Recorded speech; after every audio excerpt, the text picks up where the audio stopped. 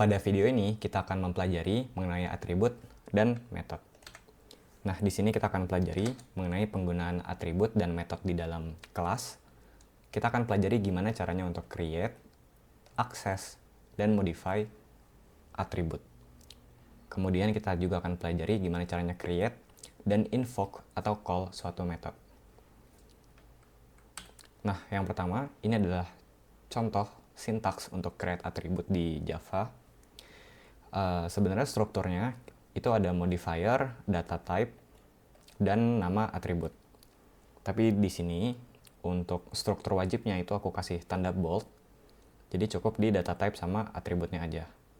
Untuk modifier ini bisa kita kosongkan, dan nanti kalau kita kosongkan dia akan bernilai default. Nah, ini ada contoh code-nya ya untuk create suatu atribut. Jadi yang pertama itu adalah data type-nya. Misalkan nama ya di sini, itu dia tipe datanya adalah string, dan kita tulis nama atribut. Dan di contoh yang paling bawah ini ada contoh yang menggunakan modifier. Jadi kita tulis modifiernya ada apa aja ya, baik itu access modifiernya maupun non-access modifier.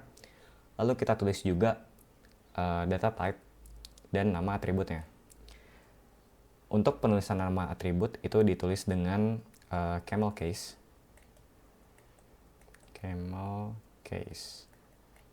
Jadi huruf pertama pada kata pertama itu kecil, lalu pada kata selanjutnya itu huruf kapital. Kurang lebih seperti itu. Berbeda ya, kalau kelas ditulisnya Pascal case, kalau ini camel case. Nah, terkait modifier nanti akan kujelaskan pada video selanjutnya mengenai encapsulation. Tapi di sini teman-teman yang penting paham dulu gimana cara create atribut pada kelas. Nah, nextnya ini adalah cara untuk akses atribut. Untuk akses atribut itu juga gampang aja ya. Kita tinggal create objeknya dari kelas. Kita isi field atribut yang sesuai. Lalu kita panggil objek dan dot nama atributnya. Misalkan di sini nama objeknya Arik, dan kita pengen dapetin field yang ada di sini nih, IPK-nya. Kita tinggal objek dot atribut gitu ya, formatnya. Nextnya ini adalah cara untuk modify suatu atribut. Ini kita bikin dulu objeknya, dan let's say kita ingin ubah ya, yang tadinya nilai IPK-nya 3,66, kita ubah ke 3,87.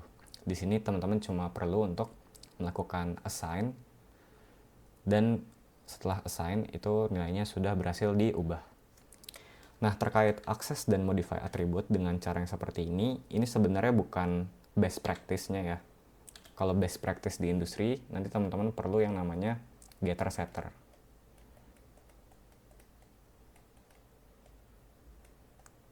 Nah, getter setter ini akan kujelaskan juga pada video selanjutnya terkait encapsulation. Tapi for the sake of simplicity, aku contohkan cara untuk modify atribut dengan sederhana. Next ini adalah create suatu method. Nah, untuk method itu, dia strukturnya itu adalah modifier, return type, dan nama method. Tapi untuk struktur wajibnya itu hanya return type dan nama method. Nah, return type ini apa sih? Return type itu adalah tipe data yang di-return oleh suatu method. Nah, di sini contohnya ya. Di sini ada void, dan di sini ada nama method. Nama method sama ya, camel case juga. Void return type di sini maksudnya adalah dia tidak melakukan return apa-apa. Jadi dia tidak mengembalikan suatu nilai. Berbeda dengan contoh di sini return type-nya adalah string. Kalau suatu method itu di-declare return type-nya, berarti dia harus ada keyword return untuk mengembalikan nilai sesuai dengan tipe data si return type. Karena ini string, kita balikan nilai string.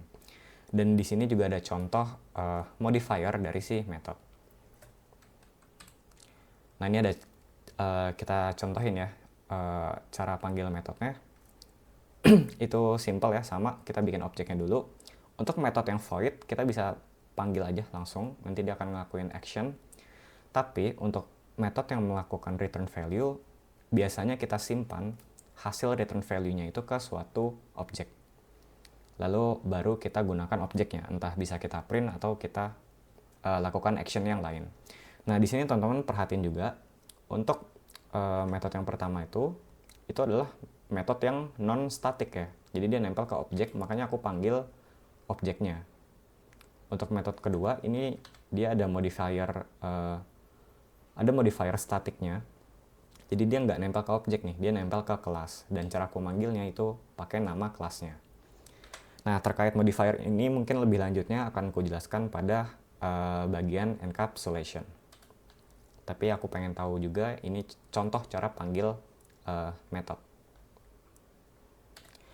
Thank you teman-teman yang udah nonton videonya sampai akhir.